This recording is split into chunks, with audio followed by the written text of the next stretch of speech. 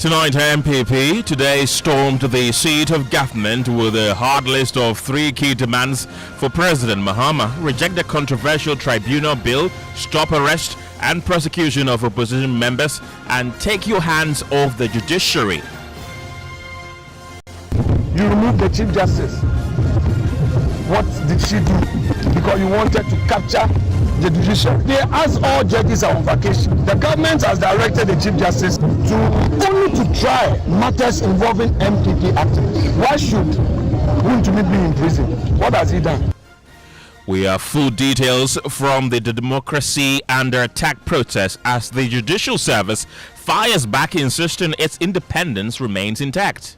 We in the court are independent, and we assure you we will continue to be independent for the survival of our democracy. We will break down the demands in the petition, government's response as well. We'll be speaking to governance expert Professor Bafo Ajimandia, the Deputy General Secretary of the NPP, Haruna Mohammed, and Mustafa Bande, who is also the Deputy General Secretary of the NDC, right after this break. Top story is brought to you by Telecel Connect and Energies, Holy Insecticide Spray and Coil. Enjoy a holy sleep. Shield Pension Trust into the future with you. We'll return shortly with the latest. Couldn't sleep at night. Mosquitoes will be whining my ears, bugging me all night long. Till I got a remedy. Now I'll be spraying them away with holy insecticide spray. Yeah, I go spray them away with holy insecticide spray. When I sleep, me da na ma da with holy insecticide spray. Holy mosquito coil, holy multi-purpose insecticide spray. Dana Kron Kron. For bulk purchase, call 0302 681582. This advert is FDA approved.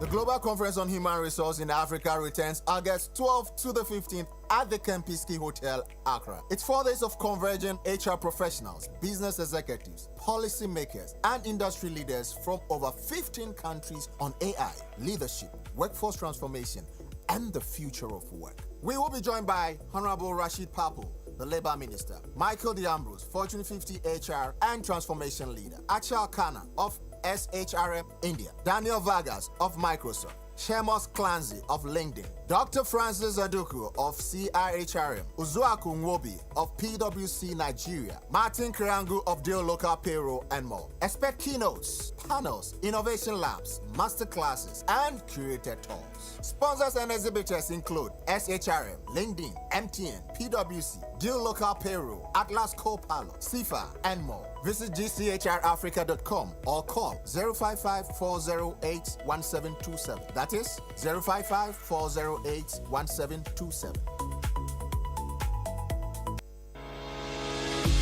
Palladium Residences in Achimota isn't just an address, it's the home you've truly earned. Secure your place with just a 10% deposit and choose from beautifully designed modern apartments or spacious townhouses built for everyday comfort. This is more than a building. It's a vibrant curated community with a clubhouse, state-of-the-art gym, and an on-site hotel, all at ABC Junction, minutes from Achimota Mall. Enjoy city energy whilst retreating to your private sanctuary. Call now to reserve your unit and benefit from limited launch incentives, including priority unit selection.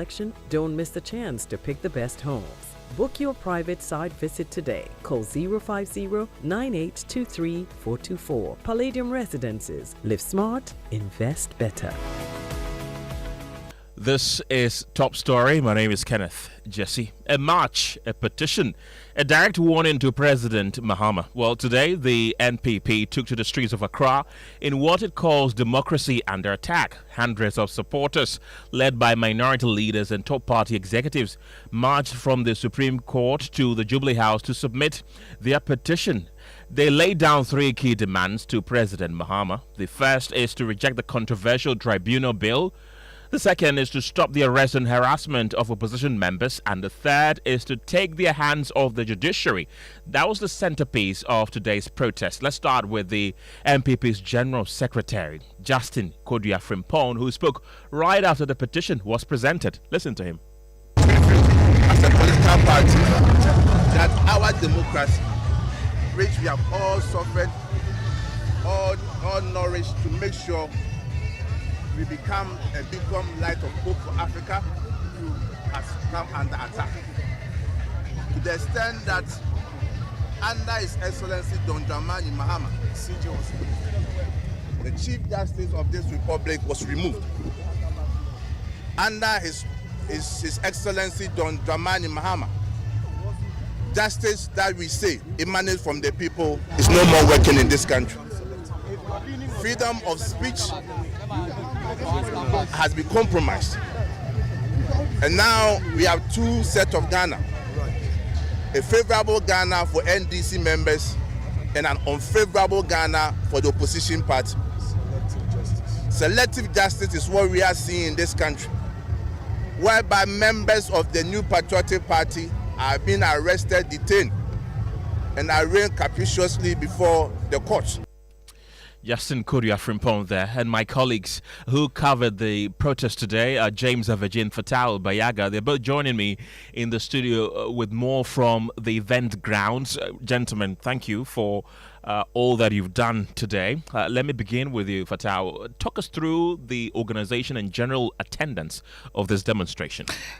Hundreds of NPP supporters today came out in their numbers to protest, or as part of this particular protest. They started from the Supreme Court, where a first petition was handed over to the Judicial Service. From that, they proceeded straight to the presidency, where another petition was, given out. And in fact, Ken, I would describe this whole protest today as very, very peaceful.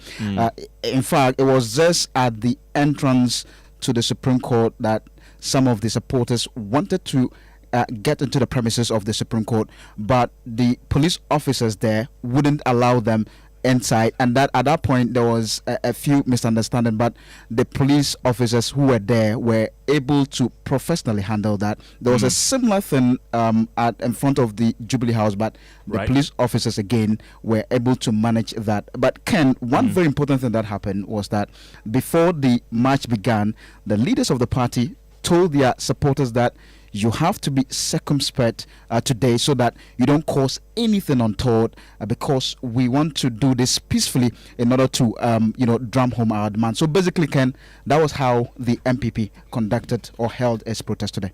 And what was the position of the members you spoke to? So Ken, one very formidable member of the New Patriotic Party who spoke was the former majority leader and former member of parliament for Swami, Ose Chairman Zabunso. He says that the party was sensing signs of dictatorship from the NDC government and believes that this protest will send a strong signal to the governing party. And another person, a lawyer for Chairman Wontumi and that of Edubuahen, Samuel Atachia, he said that he's not going to return to court next week. He says he would only do so after the legal vacation. We can listen to him. Indeed, we have seen these signals in bits and pieces, and you see the making of dictatorship is not really foisted on a nation in one fell swoop. Usually they come in bits and pieces. So if you don't flag these matters, perhaps the executive may not observe that what they are doing is wrong. The proverb is given to all of us that the trailblazer may not know that the path is leaving behind is crooked, which is what we in the NPP want to signal today. First instance, what is special about the Hanan case and the Dubuahin case? What is special about them? Why should other calls rest and these specialized calls should continue? Are you giving an impression to the entire world that you are in an ambulance mood to jail people? Why should people not have their vacation? Why should all the judges who are handling rape, murder, robbery, and the rest of criminal cases rest? Well, let's come back into the studio once again. As I mentioned earlier, two of our gentlemen covered this event for us. James Aveji was also part of the coverage. James, talk us through the presentation of the petition itself, because there were some initial disagreements. Yes, Ken, two key disagreements. One about the fact that the police said they would allow only 2 journalists to carry the dozens of microphones of journalists into the inner perimeter to cover the presentation, which the party leaders objected to and insisted that all journalists must have access to listen to what exactly is contained in that petition. The second one was from the party who objected. The recipient of the petition, Nanaya Jantua, who is a presidential staffer, they insisted that at least the chief of staff or his deputies should have come out to receive this petition. But the minority leader, Alexander Penyumakin, after they have agreed to give out the petition to Nanaya Jantua, highlighted a number of concerns he deemed are key to the threat to Ghana's democracy, for which they were on the street today. To disrespect our democracy by only nominating you to come, like I said, with great deference to you, it doesn't match it. So it means that the government does not even take serious the grave issues before us. You are bullying, intimidating your political opponent. Why should Wuntumi be in prison? What has he done? How can a judge say that he having a lease allows somebody to do galamsey? So he's vicariously liable. So you put him in jail 20 years. You remove the Chief Justice. What did she do? Because you wanted to capture the judiciary. And today, as all judges are on vacation, the government has directed the Chief Justice to give dispensation to some judges only to try matters involving NPP activists. That is wrong. Again, Iyoko, what Iyoko is doing, they invite you, you go, they say go and bring property worth millions of cedis before you are granted bail. Very onerous bail conditions. That's also wrong. Now you see, there's an election ahead of us, 2028. Unfortunately, Mr. President is not going to stand election again. This third-term agenda you guys are pursuing, has failed. It will not going to happen. It will not happen. So you're going to have your own difficulty, looking at how you have failed the people of Ghana, and you are definitely going to be in opposition. That's the minority leader, Alexander Penyumakin. Fatau, we also got some response from the Judicial Service about a pertinent issue. But Fatau, before I come to you, though, James Aveji is still with me. James, walk us through the key demands of the protesters. Yes, so they have a 5-page petition which has a number of demands dotted across that petition. Here are some 4 of those key demands. They want the police to stop what is described as harassment, targeted arrest and prosecution of opposition members and social media users for criticizing the government. They also want the government to instruct security agencies to respect the 48-hour constitutional limit for holding suspects and stop using excessive, unachievable bail conditions to prolong their detentions. The third is for government to reverse the blanket cancellation of post-election public sector appointment. You recall the sacking of some persons who government said were employed after the December election. They want that to stop. They want them to give government to give them back their work with some full benefit, and also seize what they describe as the use of party cards as basis for employment. And lastly, for a call on the president to reject and decline the just passed Tribunal Bill and not sign it into law. Instead, they demand the government to provide enough funding for the judiciary, who will in turn employ more hands to deal with the pending cases, but also end what they describe as perceived selective assignment of judges to political cases. Thank you very much, James. Fatau, walk us through the response of the Judicial Service to this, especially the concern that they are under some level of influence. What did they tell you? Ken, so in responding to this, the Judicial Secretary, Musa Ahmed, said that, the NPP, the opposition party, is talking about the fact that the current administration is engaging in selective justice, among other things. And responding to that squarely, he says that the courts are independent. They will continue to be independent for the survival of Ghana's democracy. Thank you for using this occasion to come to us peacefully, not being violent, not being abusive. Your political statements, I'll reserve that for you and the politicians. We in the court are independent, and we assure you will continue to be independent for the survival of our democracy. Thank you so much for coming. I wish you the best of luck in this demonstration.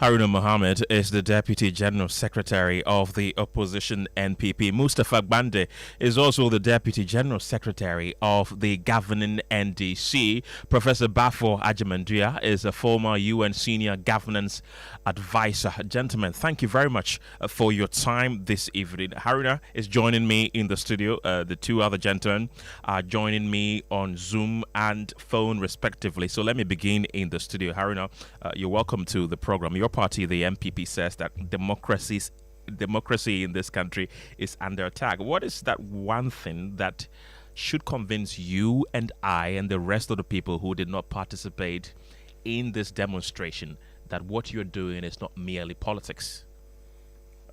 Thank you very much, Ken.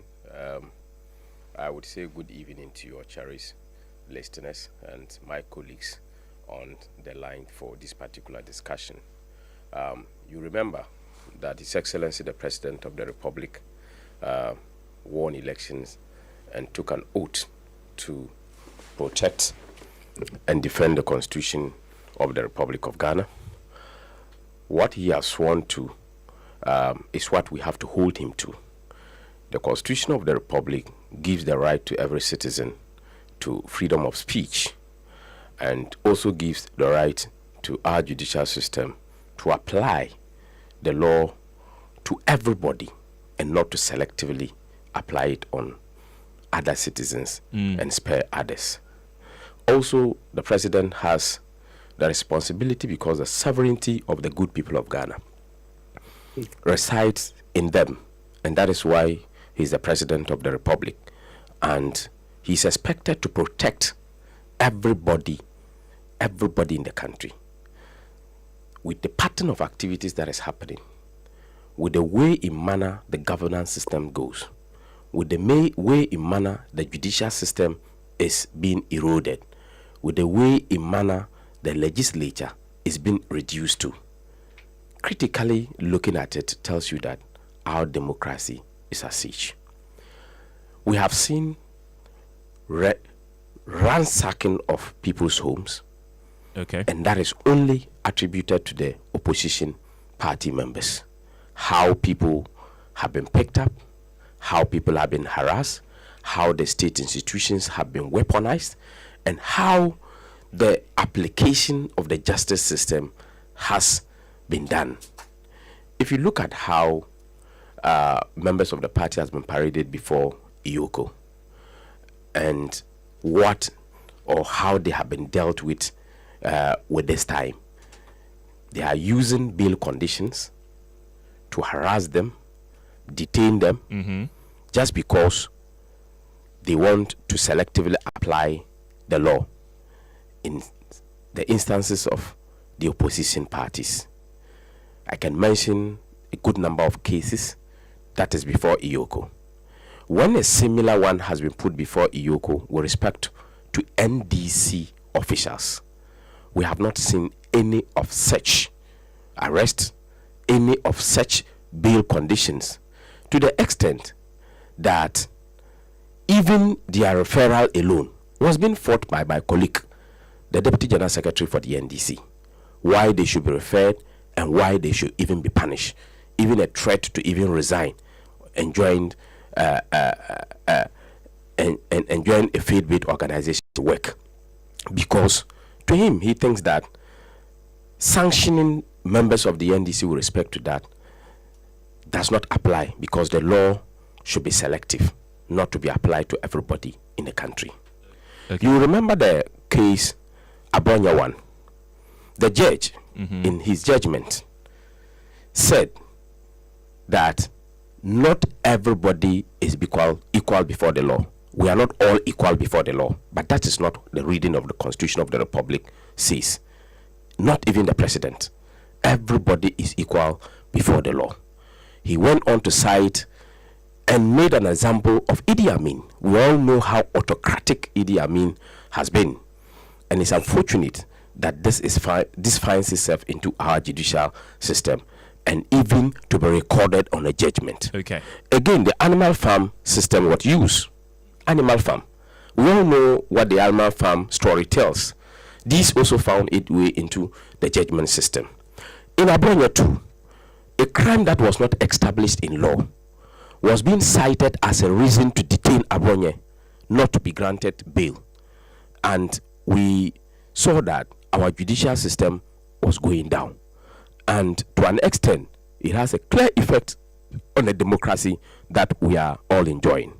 Again, we have over 45 people who have been picked up because they have made statements or comment in relation to the bad state of our governance system, in relation to the way the president is governing this country. People have been picked up just because of a social media commentary of Dumso is back, and then you picked him. Everybody knows that Dumso is back, and that is what is happening. As we sit currently, parts of Greater Accra doesn't have water. Water wasn't flowing in my house before I came out. And if I write on the social media to say that pipes has been locked, they will come to pick you up. Has that happened to any of your members? Yes, one of our members in Central Region was picked up because he wrote Dumso is back. He was picked. Okay. And it's a fact that Dumso is back. Then Baba Mando in the Bono region also made a comment about the sorry state of this country. He was picked. And plenty of this, over 45. Look at how TikTokers have been picked up and jailed. We're in this country. People insulted Akufo-Addo. Insulted Akufo-Addo. Even when he has provided them with free SHS to enjoy. They insulted him. Nobody was arrested. Members of government today, Sami Jamfi, they were there singing. Nobody arrested them. Nobody. Today, people have been arrested. Left, right, center. Democracy is a siege. And we must protect our democracy. Right. Haruna Mohammed is still with me in the studio. Let me bring in Mustafa Gbande. He's the Deputy General Secretary of the governing NDC. He's also the Deputy Director of Operations at the Presidency. Mustafa, welcome to the program. Professor Bafo Ajimanduya, as I mentioned earlier, is also joining the conversation. He's a former UN Senior Governance Advisor. Mustafa, welcome to the program. You've been listening to your friend Haruna Mohammed with the NPP. He's been accusing your government of being the reason why they organized this protest, because according to him and the NPP, this government is arresting opposition members, especially those within the NPP, and trying to harass them and intimidate them, setting high bail conditions that are impossible to meet. And these are the reasons that culminated in the organization of the Democracy Under Attack today. Is that the case, that this government is intimidating opposition members? Thank you very much, and good evening to our serious listeners. Mohammed is not my friend, he's my brother. We are from the same home and the same village. Have they finished the demonstration? Let me ask before I proceed. And has anybody been hurt? Directed to me. Yes, Haruna, have you finished the demonstration? He's asking. It means that he didn't go to work today.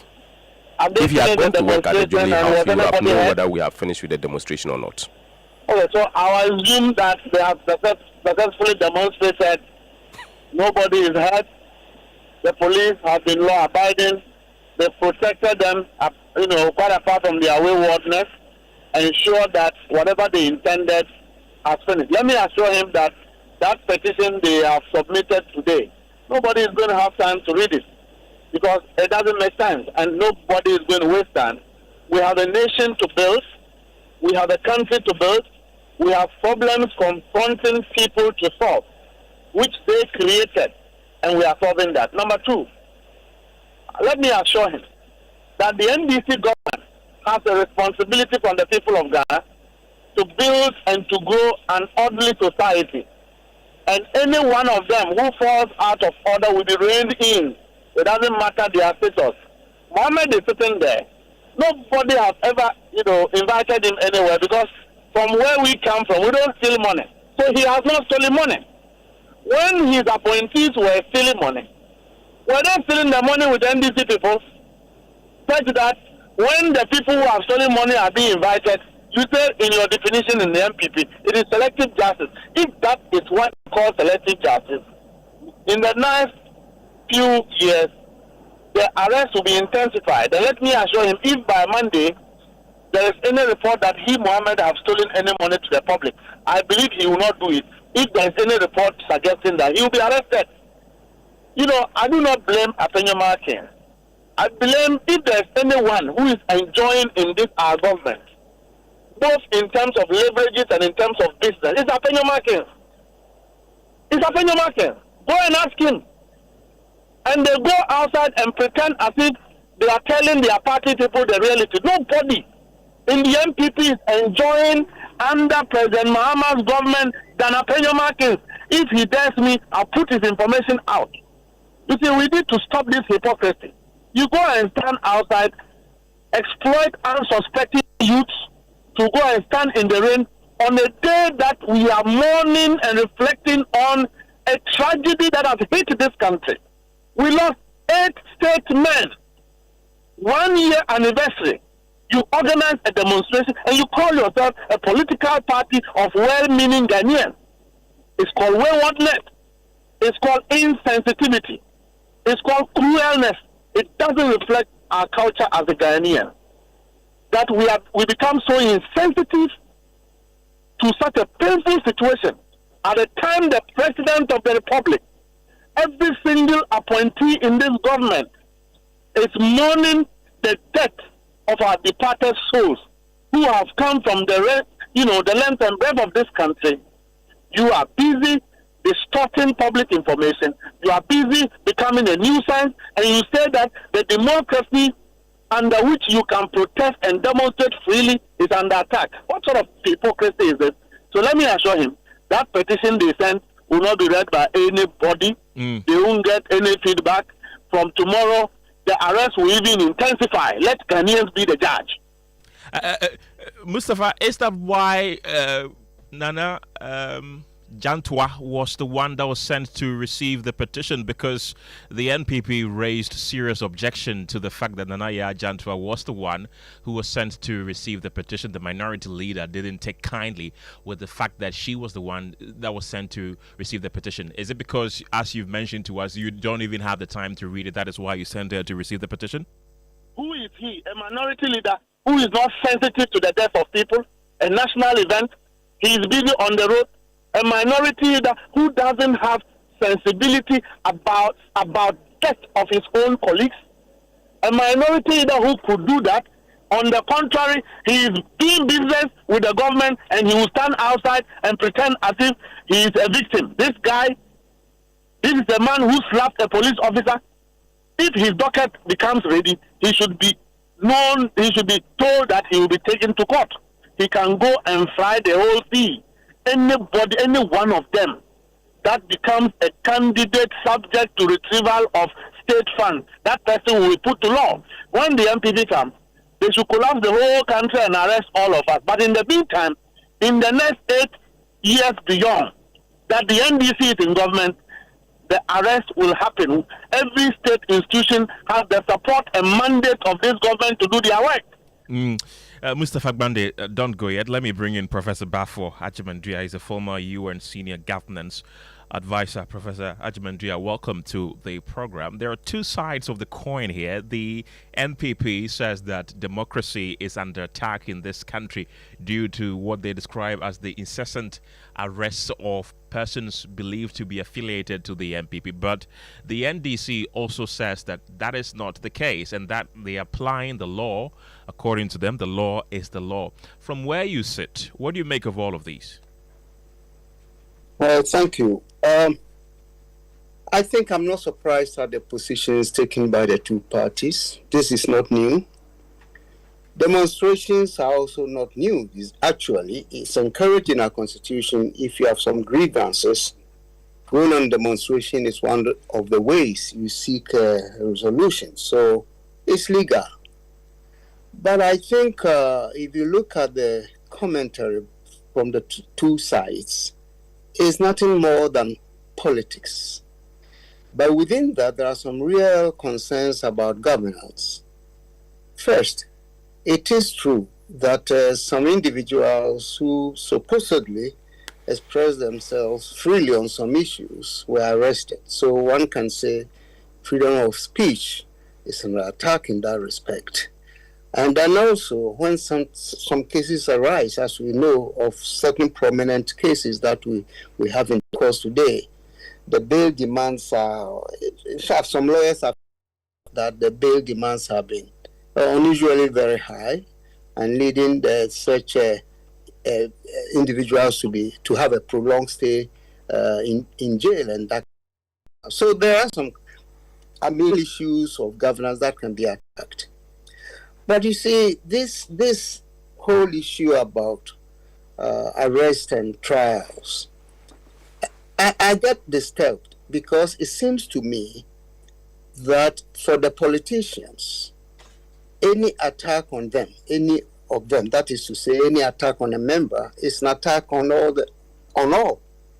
And this idea of jumping to the defense of a member who has been called by the law, which is done, by the way, by the two parties over the years, is really clouding how we deal with criminals, quote and unquote. That is to say, people who may have infringed the laws and all that. And that is giving some of us a real headache because the parties make it difficult to see reality in cases as we are discussing.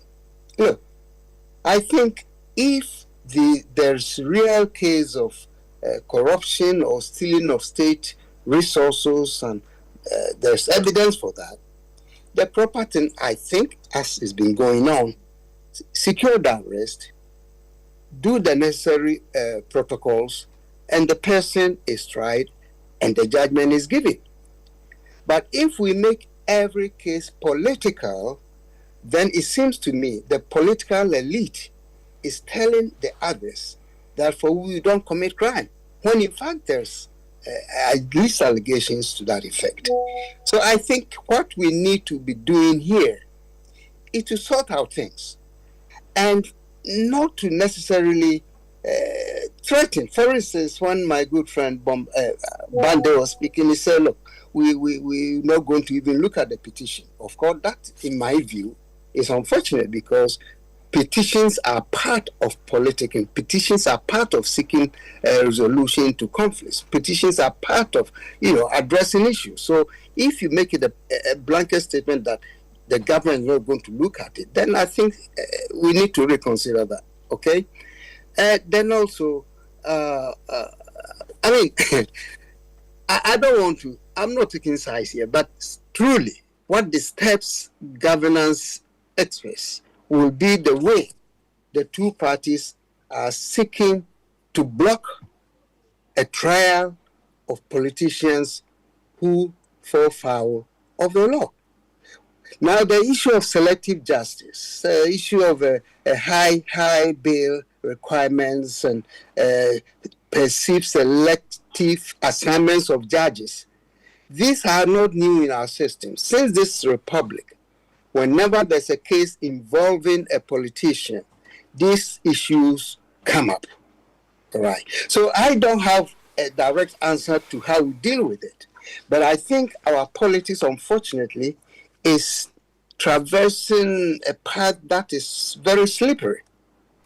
Slippery because we are now somehow creating the impression that politicians do no evil, which is not true. Right. Professor Bafo Ajimandia, thank you very much. He's a former UN senior governance advisor there, who just spoke with us. I still have in the studio Haruna Mohammed, who is with the NPP. Mustafa Gbande is also with the NDC. Gentlemen, I'll come back to you pretty shortly. But it's now time for News Night. Let's bring you the headlines. Gemma has the headlines. Gemma, what's coming up? Tonight, a fresh challenge to the Chief Justice as two accused persons and their lawyers are calling on Justice Bafo Boni to reverse his directive for corruption trials to proceed during the legal vacation. We have details also. 8 lives lost, 1 year gone. But has anything changed in the fight against Galamsey? I think that, and from what we have seen on the ground, there's been any improvement in the environment. I think that what we are seeing is that these miners are expanding their territory. We have to find a way of supporting to be able to get our country so that these people who have lost their life, at least their lives would mean something. We'll hear more as pressure mounts on the government to tackle illegal mining in business. We'll be giving you more details on the latest inflation numbers. It shows that the slow pace of increase for food might have contributed significantly to what we recorded in July. In sports, Mediama SC 100 TP Mazembe test in CAF Champions League preliminary round. And later, behind the collar, a Catholic priest opens up on the joys, struggles, and sacrifices of priesthood. Now, when you see ladies, do you have feelings? We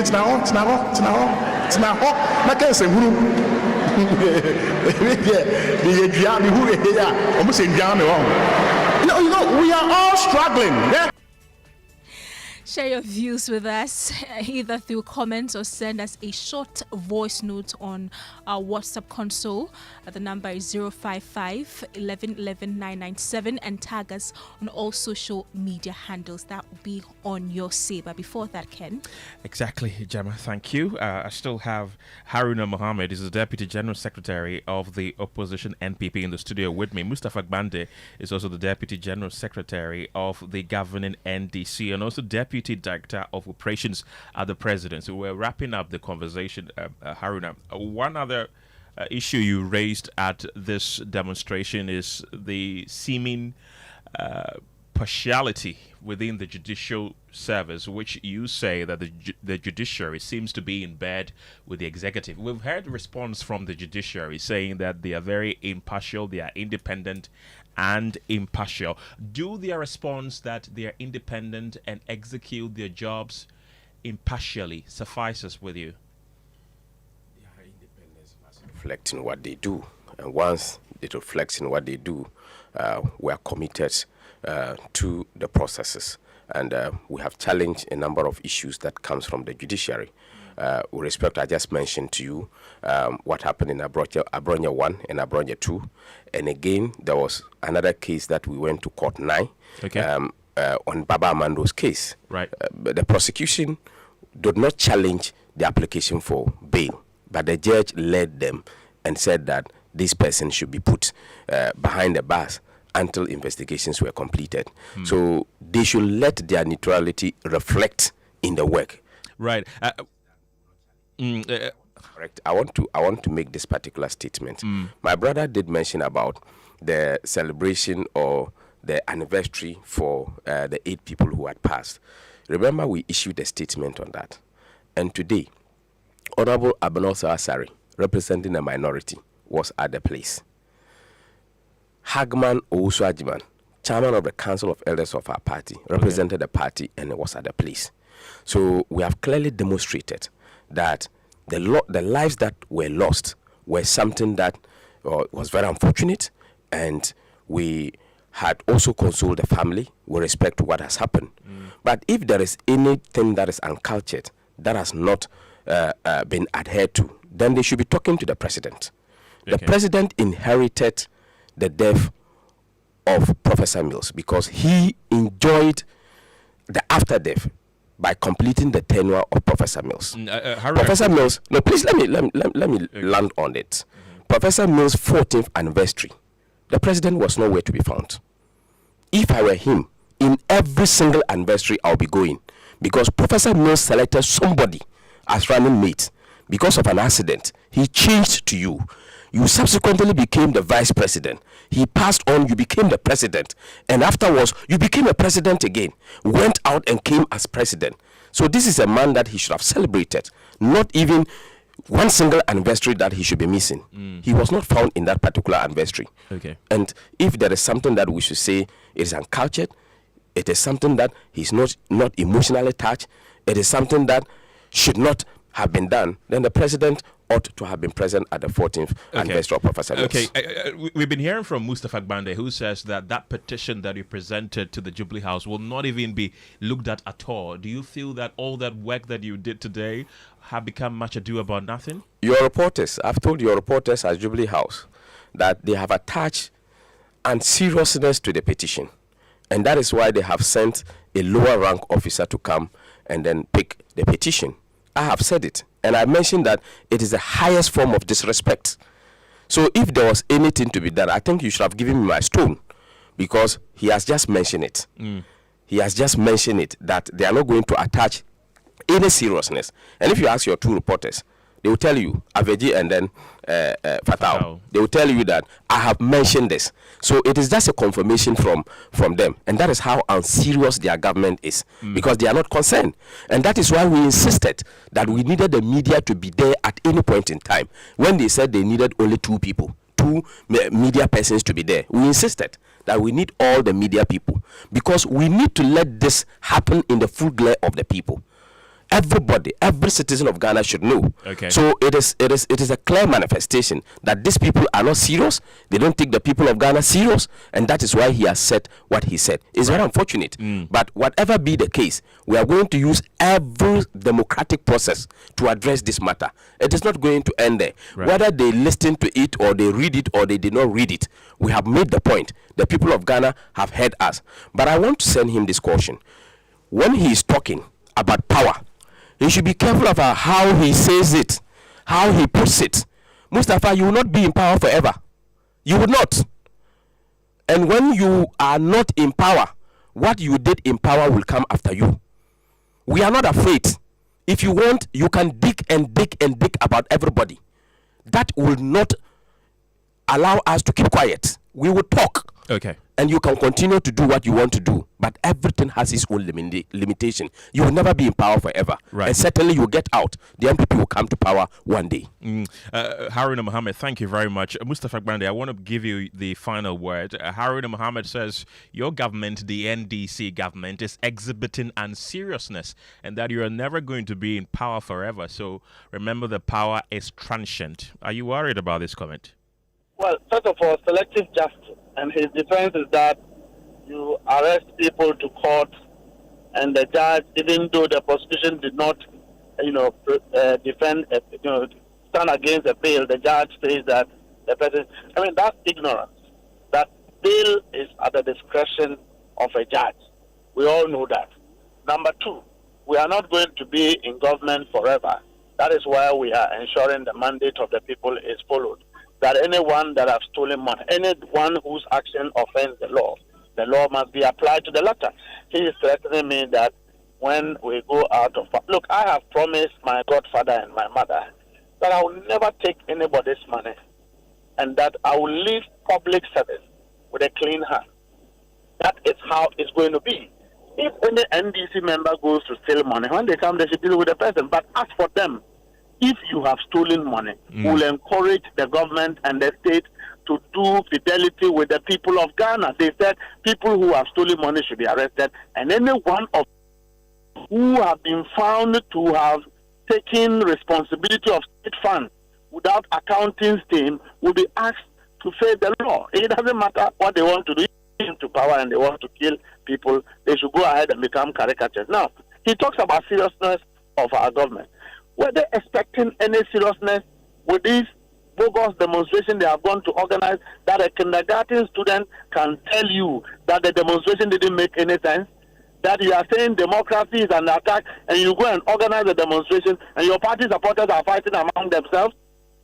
That you go on that demonstration, you end it peacefully, and we saw videos of your supporters attacking the police. Yet the police have exercised professional restraint and ensured that you completed the demonstration peacefully. And you call that democracy is under attack. That is knowledge turned upside down within the NPP. I'm sorry to say this. They should up the conversation a little bit. Okay. What he said about President Mahama and President, I think that we are matured. What proceed out of our mouth must reflect maturity and professionalism, even though we do politics. And I'm not going to delve into that one, and I'll leave it here. Right. Mustafa Gbande, thank you very much. He's the Deputy General Secretary of the governing NDC and also Deputy Director of Operations at the Jubilee House. We earlier heard from Haruna Mohammed, who joined us in the studio, the Deputy General Secretary of the opposition NPP. We also heard from Professor Bafo Ajimandria, who is a former UN Senior Governance Advisor. Let's bring you more stories this evening, Gemma. A year ago, a Z-9 military helicopter crashed, killing 8 senior government and military officials on their way to launch an anti-galamsey program. Today, that irony is not lost on environmental advocates. At a memorial service at UPSA, the widow of the late Deputy Director General of NATMO, Samuel Abwaje, urged Ghanaians to keep the memory of the 8 alive by finishing the fights they died for. First, listen to Nancy Kumson's report on the tragedy. As reports of a Mason military helicopter began circulating, uncertainty gripped the nation. Hours later, the Ghana Armed Forces confirmed the aircraft had lost control with radar. I have the unpleasant duty, sadly, to announce a national tragedy involving the crash of a military helicopter this morning. The helicopter had crashed near Adanse in the Ashanti region, killing all 8 occupants. Among those who lost their lives were Defense Minister Dr. Edward Omane Boama, Environment Minister Dr. Ibrahim Mutala Mohammed, Acting Deputy National Security Coordinator Alhaji Limuna Mohammed Muniru, senior military officers and crew. The delegation had been heading to Obuasi to launch a program designed to transform Ghana's artisanal and small-scale mining sector and help curb illegal mining. As rescue teams secured the crash site, another painful reality emerged. The bodies had been burnt beyond recognition. The following day, the remains were flown to South Africa for DNA identification. We need to do further examination and investigation just for the awareness of doubt. President John Mahama later addressed the nation, declaring 3 days of national mourning and announcing a national memorial in honor of the departed.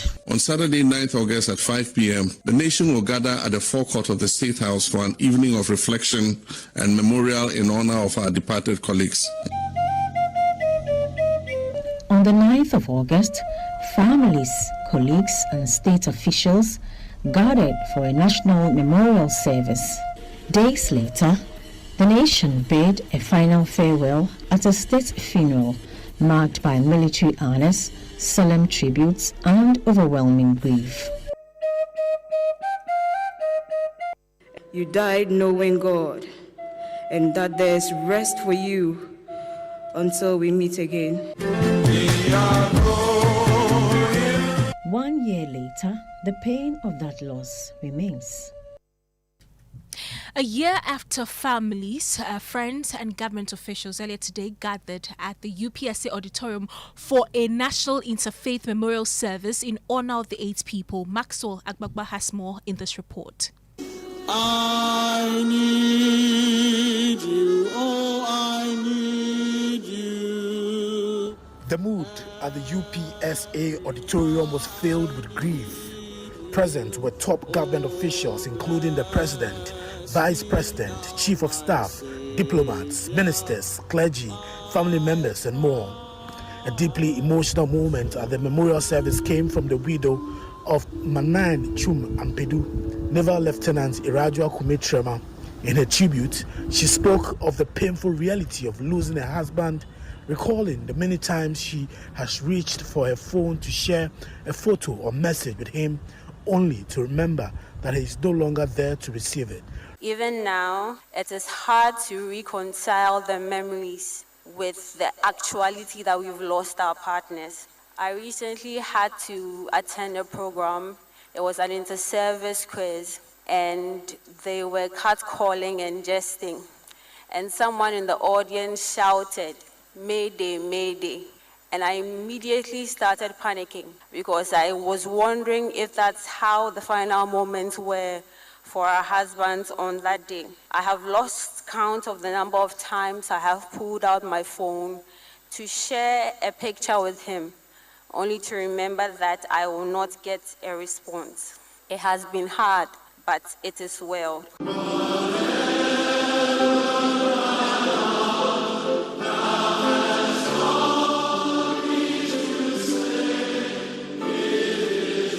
Redwan Limuna, son of the late Alhaji Limuna Muniru, also paid tribute to his father, celebrating his legacy and the impact he had on the lives of those around him.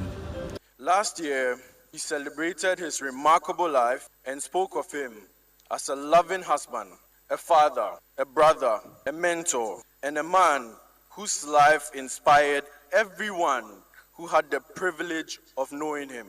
Today, those words carry an even deeper meaning because for an entire year, we have had to learn what life looks like without him.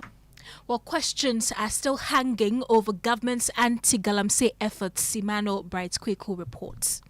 Chartered 8 were on a national assignment in a renewed fight to eradicate illegal mining through the Responsible Community Mining and Skills Development Program. On that note, the Responsible Cooperative Mining and Skills Development Program has been launched. Kabori. The program is a national initiative that empowers mining cooperatives and small-scale miners through training, innovation, and responsible practices. But a year after its launch, has the country won the Galamsey War at all? If you look at the essence of what they had gone there to do, the fact that for Dr. Omane Boama and what I know that he stood for in the quest for fighting the illegality and the support that he gave the Minister for Lands and Natural Resources, unfortunately, I think we have failed them. Because the best testament, the best tribute that we could have paid to them was to make their blood count. Across Ghana, in the western north, Ashanti, central, eastern, Bono and Ahafu regions, illegal mining is eating life away from the lands, water bodies and other natural resources. Illegal miners continue to operate with impunity, excavating the earth crust close to roads and in forest covers while local authorities watch on. We are losing the battle of illegal mining, and we have not, as a country, we have not honored, these 8 people who have paid the ultimate price. People who saw the need to change the status quo, to provide an alternative. They believed in the cooperative idea. If you have to honor their memory, I say, let's do it right.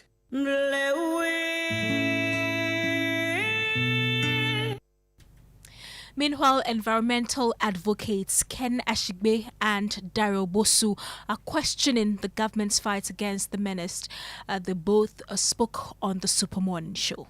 The big thing is that, again, it's just playing out that the leadership that we need to be able to deal with this. We're not seeing it, especially at the local level. That's why I will plead with His Excellency the President. He had mentioned that Galamsey was going to be a KPI for the MCs. So how come that none of these MCs, where Galamsey is happening right close to them, and nobody has been held accountable? That, for me, is the slippery slope that we are on. And all of us, we need to wake up and see that we have to find a way of supporting to be able to get our country, so that these people who have lost their lives in the act, in carrying out a national duty, at least their lives would mean something. Well, after the crash, a committee was tasked to investigate the cause of the incident. Jason Day joins me in studio with details of that. Jason, what were some of the recommendations? Well, Gemma, following the crash, the Ghana Armed Forces constituted a committee to investigate the cause of the accident and also recommend measures to prevent future occurrences, just as you just said. The committee recommended a major overhaul of Ghana's air capabilities. Some of these were acquiring modern aircraft and ground support equipment, upgrading navigation and communication systems, introducing real-time flight tracking, and investing in flight simulators to improve pilot training. And what has the government done so far? So we know that the government allocated 2.68 billion Ghana cedis in the 2026 budget to retool the Ghana Air Force. Out of this, 94% was earmarked for capital expenditure. It also announced plans to procure 4 helicopters and 2 aircrafts. So far, 1 new Airbus H175 helicopter has been delivered to Ghana, and this was done on 5th March this year. However, just 2 weeks ago, we know that Ato Forson, who is the finance minister, read the mid-year budget, and we've gone through that mid-year budget, and there was no mention on retooling of the Ghana Air Force of any sort in the document. Thank you very much, Jason Day, for those details. You're still listening to Joy 99.7 FM in Accra and Love 99.5 FM in Kumasi, as well as our affiliates across the country. You can send in your messages via the WhatsApp line 055 11 11 997, 055 11 11 997. Let's take you to other stories. There is more pressure on Chief Justice Paul Bafuboni to withdraw his authorization, allowing some criminal trials involving high-ranking former NPP government appointees to continue during the legal vacation. On Thursday, a lawyer for the former Bafa Stock CEO, Godfrey Dame, and lawyer for the former National Signals Bureau boss, Samuel Atachia, wrote to the CJ questioning the decision. Tonight, lawyers for 2 more accused persons are joining in the pressure. Kweku Asante of our legal desk joins us via Zoom with details. Kweku, who are these accused persons faulting the decision of the CJ? Well, Gemma, this has to do with Hajia Faiza Wuni, and that is the second accused person in the Abdul Hanan Wahab trial. That is, in fact, Abdul Hanan's wife, and we understand that her lawyer also, the learned Augustine Obo, is also sharing in the concerns that have been put forward by Samuel Atachia and Godfrey Dame. And so that brings the number of lawyers who are raising issues with the CJ's warrant that allows the trials to go on within the vacation to 3. Then there is a 4th one. You will recall that last week when the Supreme Court decided that the OSP had prosecutorial powers, what that meant was that the OSP's prosecutions that had frozen for so long were all set to reopen. And our understanding is that the trial involving former NPA boss Mustafa Hamid, who is now aspiring to lead the NPP as first vice chairman, is also set to continue next week with the first prosecution witness expected to testify. Understanding is that also lawyers for Mustafa Hamid in the person of Hanifa Yahya have also filed a similar intervention with the Chief Justice, demanding that the trials do not happen within the legal vacation. They express similar concerns about how tired they may be, how hard they've worked over the course of the legal vacation, legal year, how they have made their own plans for trips, for personal commitments, and other things. And so their belief is that for the next 2 months, just like most other trials at the High Court, these proceedings should also be put on hold until the new legal year, which will begin at the start of October this year, Gemma. Do we know if the CJ has responded to the 2 letters from Godfrey Dame and Samuel Atachia, and even the other 2 who have joined? Well, Gemma, our understanding and our checks from the office of the Chief Justice with our sources is that no responses have gone yet. And mind you, these trials are expected to happen next week. And you'd also recall that the lawyers who did send their petition yesterday, Appiah, Godfrey Dame, actually warned that they may not attempt proceedings if that decision to grant authorization is not withdrawn. And so tomorrow being Friday, if nothing is heard from the Chief Justice Office, and also very early next week, it will mean that proceedings will continue, and then we'll get to see whether or not Samuel Appiah, Godfrey Dame will carry out their threat to not actually show up for proceedings because of the concerns they've raised with this. So our checks with the Chief Justice Office is that as of yet, no response has been given to those initial letters, and the lawyers continue to wait. But if nothing comes, we'll get to see next week if they'll carry out that warning that they sent out that they will not show up for those prosecutions because they really believe that the legal vacation should just be about legal vacation and not for the trial of these high-profile cases. Gemma. Kwekwa Asante is a member of our legal affairs desk. We are working the lines to speak to a private legal practitioner. When we get him, we will bring you that interview. But before that, George, we are faced here with business. Hi, George. Hi, Gemma. And let's look at the headlines. And the slow pace of food prices increasing pushed July inflation down marginally to 4.6%, with indicators pointing to further declines in the coming months. And also, government is vowing to maintain the current stability despite push to spend to aid growth and deal with unemployment in the country. The business news on Newsnight is brought to you by MTN Business. Welcome to the new world of business. Kingdom Books and Stationery, your number one-stop shop for all your office essentials.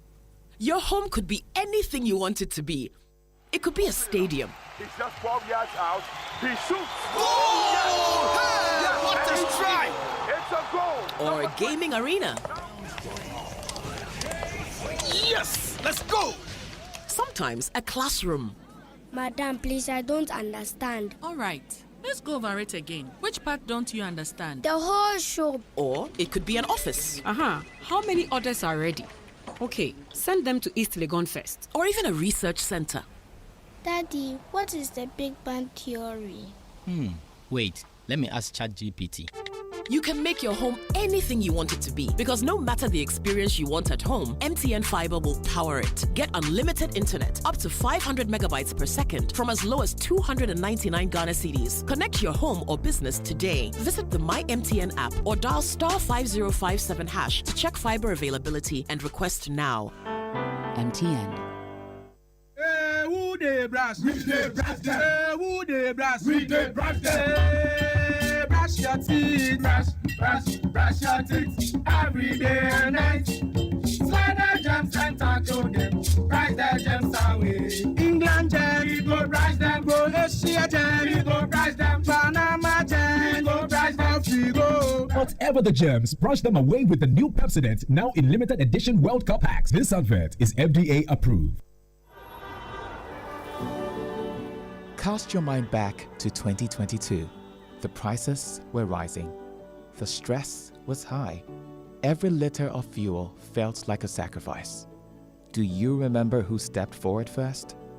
When others were comfortable with high prices, Star Oil chose you. We cut our own profits so you could keep your AC on, keep your engines running, and keep your life moving without the heavy burden. We gave you room to breathe when things felt tight. Because of you, our star savers, we became number one. Today, the pumps are a battleground. Others are finally cutting prices because they have to. But Star Oil, we do it because we want to. Don't just chase a price, remember a friendship. We were there for you then, and with new innovations coming your way, we are here for you now. Star Oil, still quality and affordable fuels for all.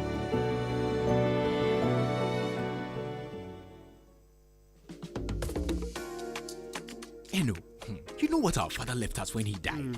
Debts? He left us land, Eno. But Nanayo said the land is his. The court said, come back in 2031. Hey, that's not an inheritance. That's a curse, brother. Real Ejapadia doesn't come with disputes. At Devtraco Woodlands, a 592-acre master plan gated city in Dawenya, your inheritance is waiting. Don't leave your children a court case. Leave them Devtraco Woodlands, the Ejapadia they'll be proud of. Visit woodlands.devtracogroup.com. Call or WhatsApp us today on 0208 732 302. Kofi, I think we need to call them. Devtraco Woodlands, where your roots run deep. Cover everything will cover. You and all you love. You and all you love. Cover, cover, cover, cover. Everything will cover. You and all you love. Cover, cover, cover, cover, cover, cover, cover. You and everything you love. Holla cover you. Holla insurance covers your home, car, business and assets. You and everything you love. Holla life covers you and everyone you love. Holla covers you. Hollard, we cover you. Introducing Ghana's leading pay-as-you-copy photocopier leasing company. Lease an A4, A3, heavy-duty or production machine and pay for only the copies made or design your own payment plan. Simple and tietia. That's not all. Incredibly, toners, repairs, maintenance, follow-me printing, centralized tracking all come free of charge. Remember, financial prudence is the name of the game. Folks, forget about the expensive gimmicks and be smart. Join the hundreds of satisfied clients across all the 16 regions and every sector of the economy and save over 60% of your printing costs. Visit us at www.valexlease.com or call 0244-644048. Be prudent and lease a copier. Terms and conditions apply. Valex Lease is a wholly owned Ghanaian company. Valex Lease, affordable document management solutions.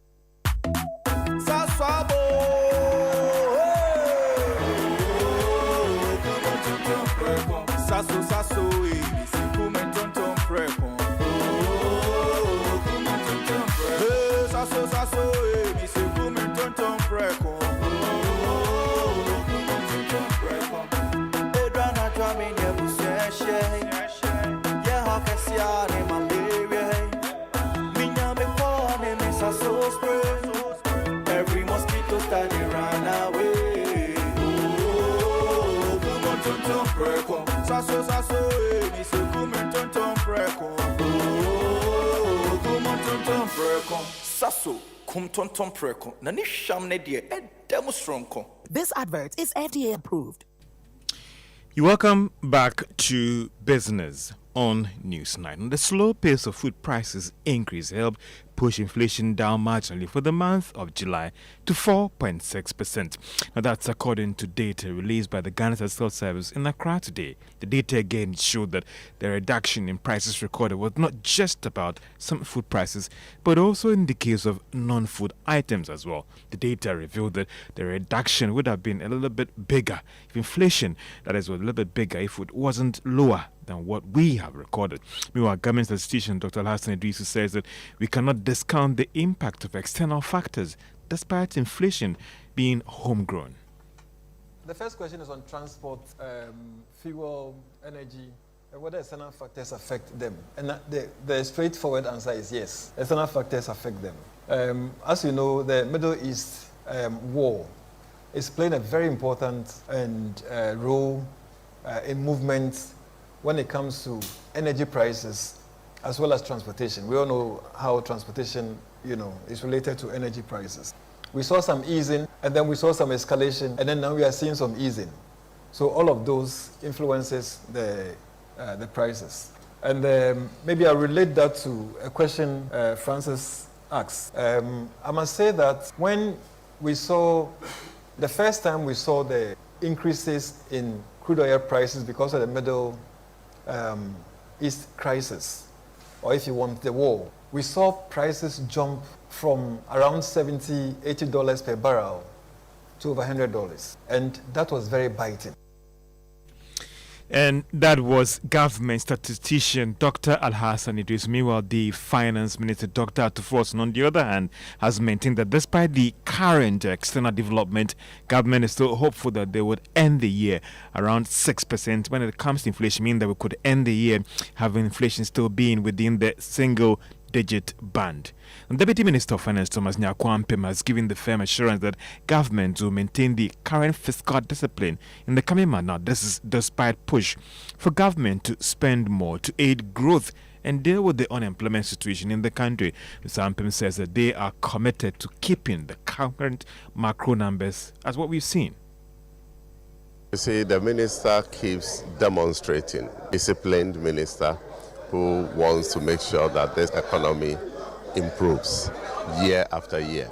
But at the end of the first year, people were thinking, oh, well, you've been able to achieve this macro stability and all that in 1 year. What is the probability? What is the possibility that you'll be able to sustain it?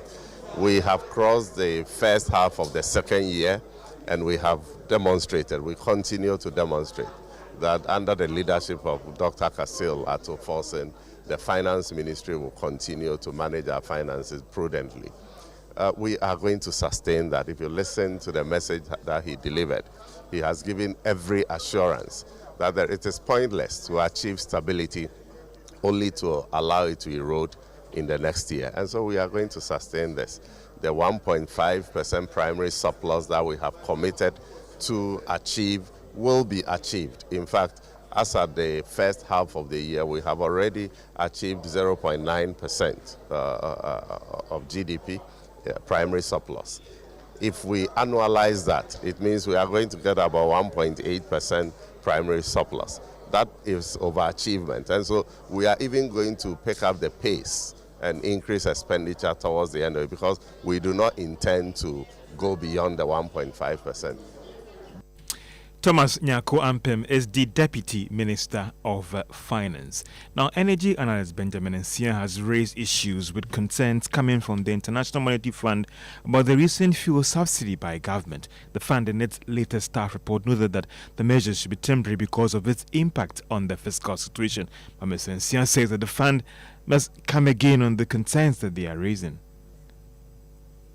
The recommendation is very ambiguous and it lacks clarity because as a monetary body, I was thinking that they could have been certain and very specific on the amount that is likely going to expose us to certain fiscal risks. But the lack of mention of amount also raises a lot of questions on what particular interventions or what they mean by the temporary measure that government must critically look at in terms of some of these interventions. Beyond that, I also think that being temporal means what is short term, medium term, and what figure are we looking at?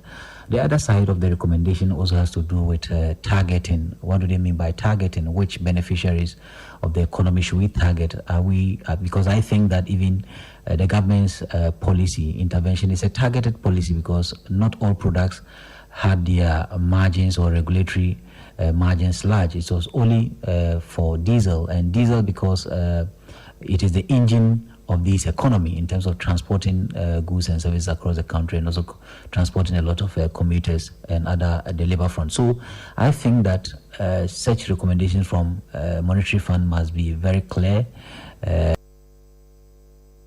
And that is energy analyst Benjamin Nsia. And Kenneth, tonight on the PM Express Business Edition, we've seen some price volatility at the pumps when it comes to petroleum products. So how do we manage the situation? Is it about just subsidy or we have to do something about it? I'll be engaging all those who matter in the petroleum space as you look at managing these fuel price volatilities at the pumps. I'll be engaging the Director of Economic Regulations at the National Petroleum Authority, Abbas Tasunti, Dr. Patrick Kwekufuri. He is the Chief Executive of the Chamber of Petroleum Bulk Oil Importers. You'll be joining me in studio. Also, Chamber of Oil Marketing Companies, that is Dr. Riverson Upon will be my guest. And for the consumers, Duncan Amwa would also be joining us as you look at all these angles about how do we better manage the situation when it comes to these volatilities that we are seeing on the global market and how it hits us locally here on Joy News at 9 p.m. and also all our social media platforms. That's a very packed show, George. Thank you. Let's do sports. Benaya is here. Benaya. And in sports, Ghana Premier League champions Midiama Sporting Club have been drawn against DR Congo Giants TP Mazembe in the first preliminary round of the 2026-27 CAF Champions League. Now, the draw, which was conducted at the Confederations of African Football headquarters in Cairo earlier today, handed the Takwa-based club one of the toughest possible opponents in the opening stage of the competition. Now, here is Communications Director of the club, Benjamin Graham, reacting to the draw. We are excited about the draw. Remember, when you are in a CAF competition, you meet very tough opposition sometimes. Some of the clubs that you even meet may be unknown, but they are very stubborn. So it doesn't matter which team you're meeting. The most important thing is how prepared you are, how committed the players are, and how serious the management, the entire team is ready to fight on and ensure that they make history. This is not the first time Midiama SC is in the CAF competition, and we've met TP Mazembe before. We've also had the opportunity of playing Sundowns some years back. The strategy for this CAF competition, obviously, to see Midiama in the group stages of the competition, and we are ever ready to fight on. We are ever ready to be ready at any time to get to that particular stage of our target. All right, so that's the Communications Director of Midiama, and that's it for sports. Over to you. Thank you, Benaya. Let's do other stories. The Ghana Education Service says students of Obuasi Secondary Technical School will be held financially liable for all damage caused to property in an alleged mob attack on the school's headmaster. Tensions escalated at the school after some students accused their headmaster of burying an aborted fetus in nearby bush after allegedly impregnating a student. But the Ashanti Regional Director of Education, Dr. William Kwame Amankra Appiah, says students identified as having taken part in the violent disturbances will be surcharged for every item of school property destroyed. You will be surcharged. You will pay. Whatever surcharge you want to here, who said you here? What about your brain? You bet you now. Few people in Ashanti region. The number of students are 152 executions. We are one group. It's one about Gemma, why ye school, no matter why ye, no matter air cost war, no matter who ground hands and a Juko Sino, the catch your man. I did not say you be another. And Sana indefinitely. Meanwhile, the school remains shut as municipal assembly and police commence with investigation. Let's listen to the MC for the area, Fostilav Appiah Kanin.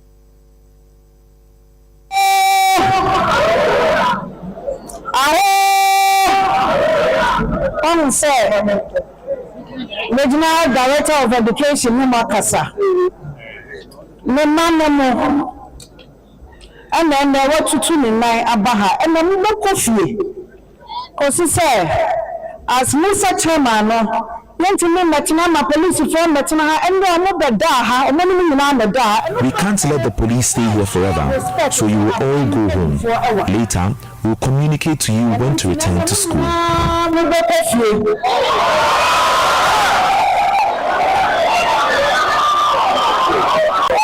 It's not here.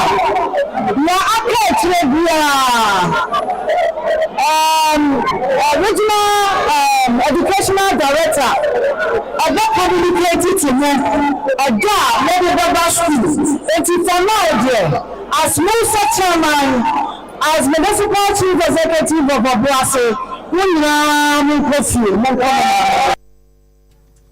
That's the MC for the area that we just had, Fostilav there, Fostilav Appiah Kanin. Let's still stay in the Ashanti region and speak to our resident correspondent, Nana Boachi-Yadom, who is joining me on the telephone lines for more on this. Nana, what is the current situation on campus as we speak right now?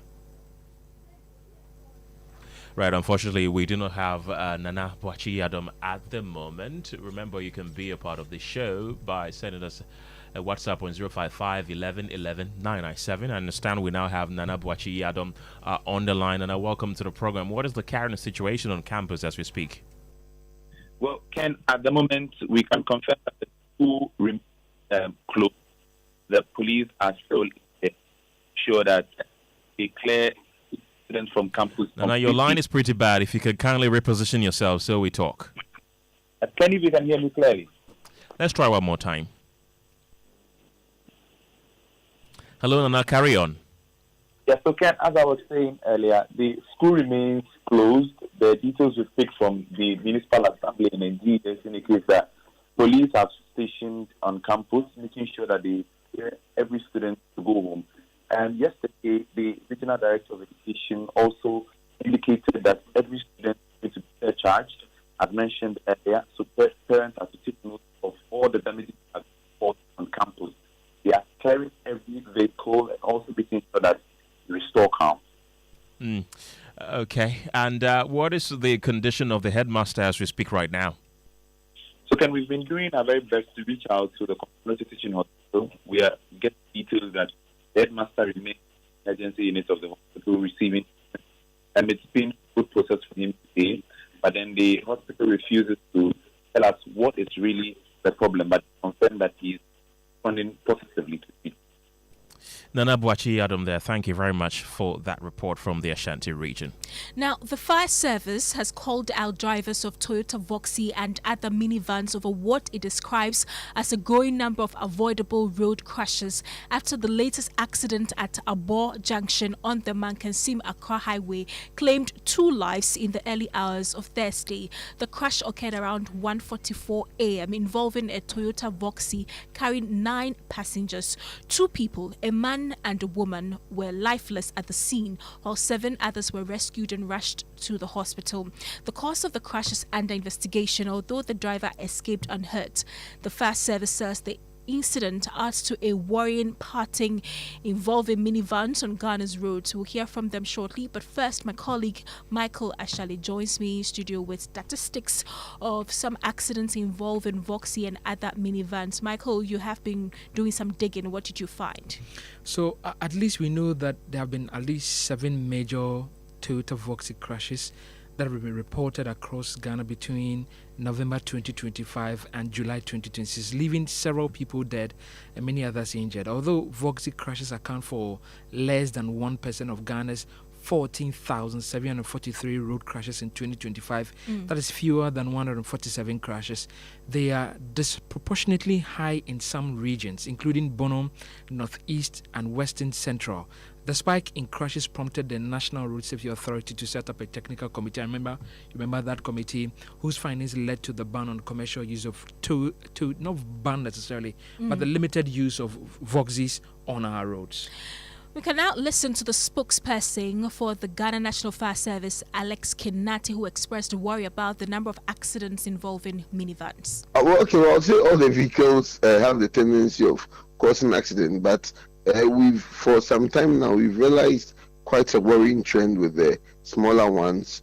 Just within this week, we've attended to quite a number of collisions involving Toyota Haze and Voxy. You know, we encountered some in the central region, and even in Accra here, we've experienced some with Mercedes-Benz buses, which are also relatively smaller vehicles.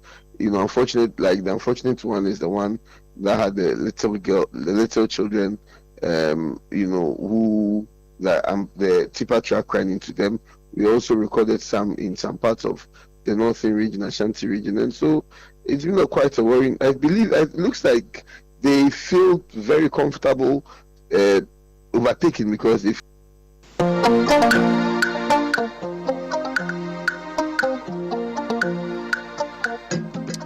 And Yellow Krobo Senior High School has shattered the Bree Presby SHS TS's hopes of marching through to the National Science and Maths Quiz after a dramatic comeback victory in a keenly contested NSMQ contest. in the Eastern Regional Qualifier, and despite admitting they were wary of Bree's pedigree and the confidence displayed on social media before the contest, Ilo Krobo turned pressure into performance, fighting back from behind to snatch automatic national qualification with 53 points. It was a neck contest here, right from question 1 to the last question. In a trailing contest, Unikrobo was able to stage a comeback after round 2 when they were trailing. It was a very great contest. It was filled with hate, like it was what we expected, and we got what we expected. Yeah. Oh, we're very grateful. Very grateful to God Almighty. Looking at the whole start of the contest, in fact, we were not even thinking that we could be able to match Bree, because the way they were hyped on social media, we even thought that we will even come and meet something we cannot even fit. But we realized that when we gather the courage, and we will be able to do it. And we are most grateful to God Almighty.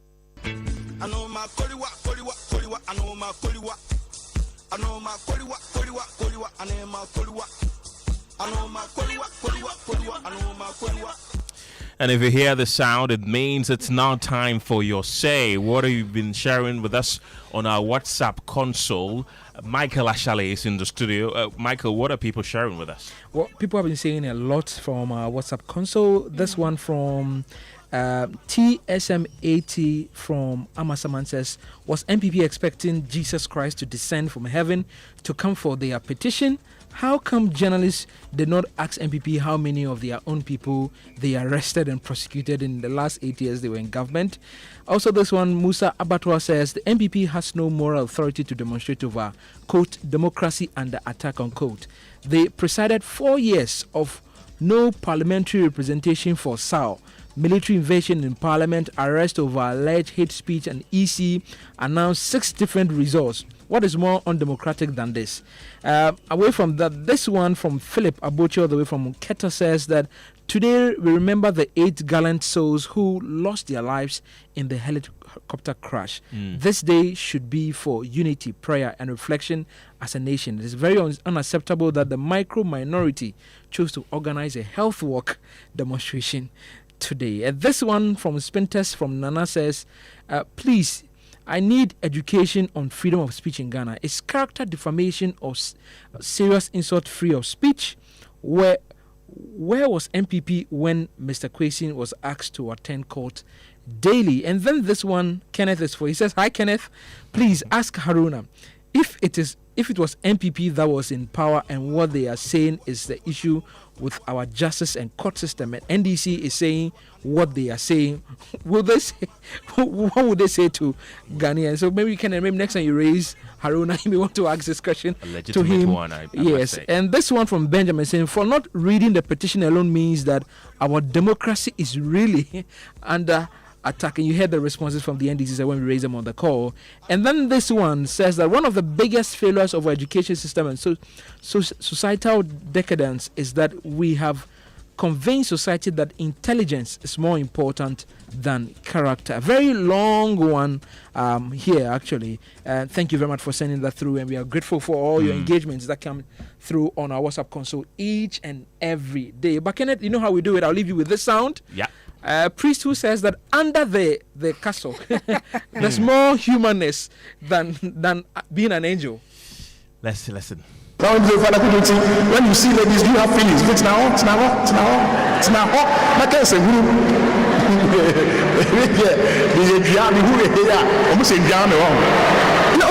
are all struggling.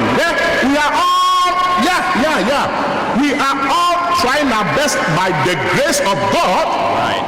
This is a classical example of body, no be firewood.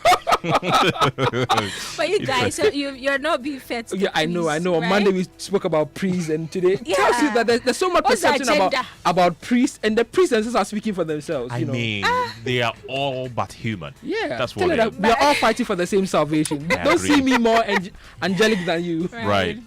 Thank you very much, Michael Ashale. That's it for News Night this evening. Thank you for being a part of the show.